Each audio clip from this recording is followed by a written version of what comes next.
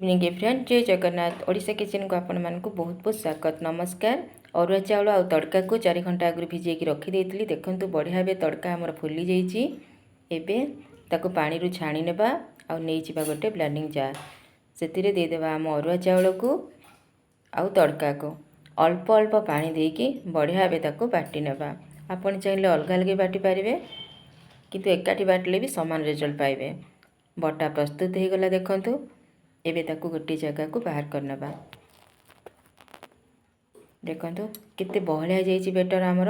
एबे दे देबा स्वाद अनुसार लूण आउ ताकू भलो भाबे आको मिसई नबा।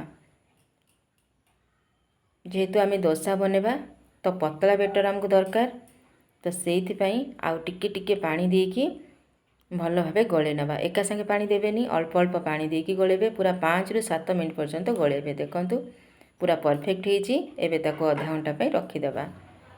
एठी मु किछि गाजर करा कैप्सिकम पियाज कंचा लंका धनिया पत्र नहीं आपण चाहिए आउ किछि वेजिटेबल नहीं पारिबे।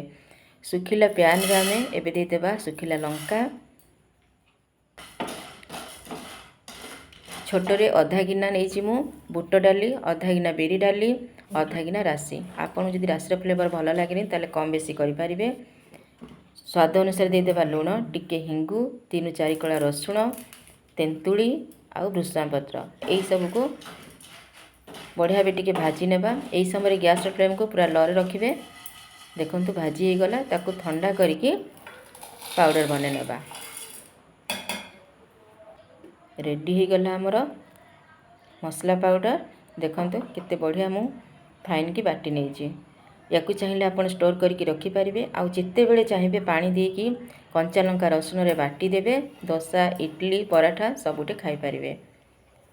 एबे नै जिबा गोटे तावा रे टिके तेल लगे देबा आउ हम बेटर को नेकी सेंटर देकी एमती डोसा भलिया चारिआडे बुले देबा।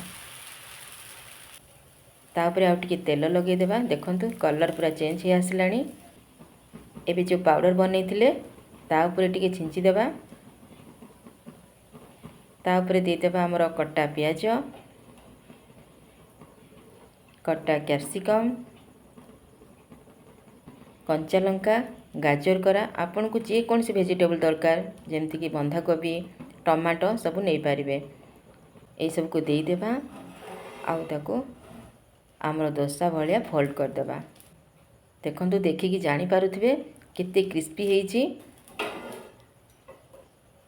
रेडी हो गला हमर तड़का डोसा खाइबा पई बहुत क्रिस्पी आउ देह पई बहुत भलो पूरा हेल्दी। एबे सबु डोसा गुड़िक यही प्रोसेस रे बने नेबा। देखंतु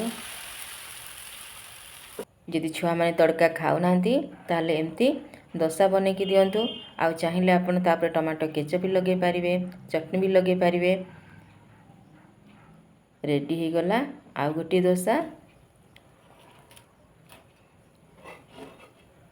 बहुत टेस्ट लगे आउ देह पाई बहुत भलो। मु आउ थरे कहूची निश्चिंत घरे बनातु आउ समस्त को खाया पाई दियंतु। हेई गला सब डोसा हमर एबे सर्व कर देबा। आपण याकू चटनी दही किछि नहले भी आपण चा सहित मजा नहीं पारिबे। बहुत टेस्ट लगे रहुची। वीडियो जदि भल लागुची लाइक शेयर सब्सक्राइब करबा जमारे भूलिबेनी। आउ गोटी वीडियो देखाबा। बाय बाय जय जगन्नाथ।